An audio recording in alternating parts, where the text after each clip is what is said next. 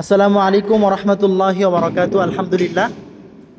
বাইতুল ফালাহ জামে মসজিদ, কেওয়ার, মুন্সিগঞ্জ।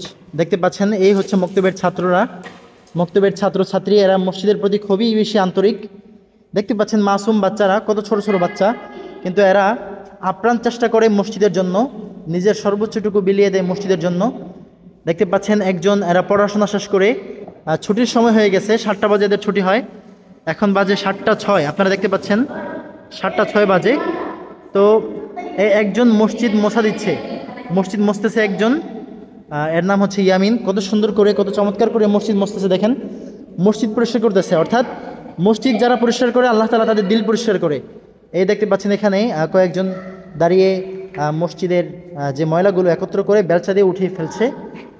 আরেকজন হচ্ছে এদিকে তিনটা ঝাড়ু নিয়ে পরিষ্কারের কাজ করতেছে, আরেকজন পাপোশ নিয়ে হচ্ছে পাপোশ পরিষ্কার করতেছে। আসলে এই কাজগুলোর মাঝে যে কতটা আনন্দ, এটা সবাই বুঝবে না। যারা এই কাজ করবে একমাত্র এরাই বুঝে যে এই কাজ কতটা প্রশান্তিদায়ক এবং কতটা শান্তিদায়ক।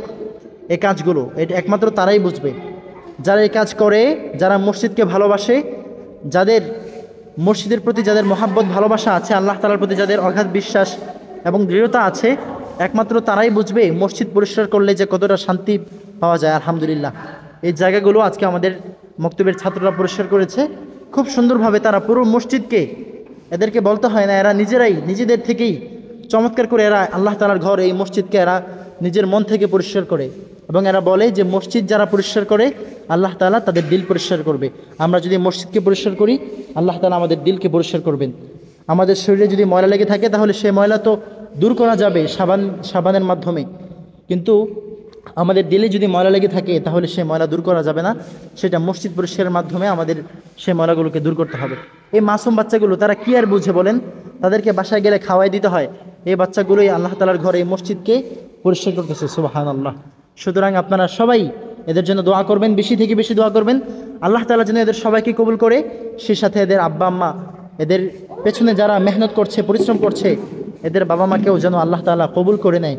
সবাই তাদের জন্য দোয়া করবেন ইনশাআল্লাহ।